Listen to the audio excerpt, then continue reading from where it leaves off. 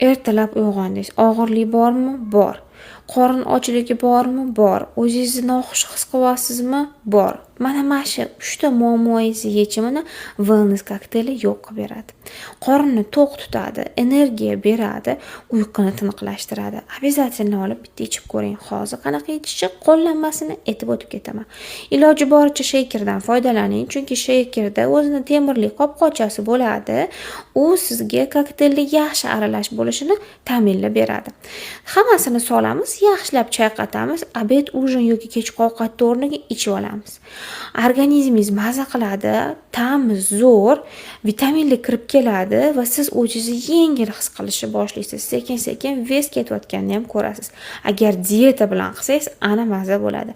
Dieta deganda tuxumlarni, oqsillarni ko'paytiramiz, shakar, yog'li mahsulotlardan voz kechamiz. Bo'ldi, bor gap shu.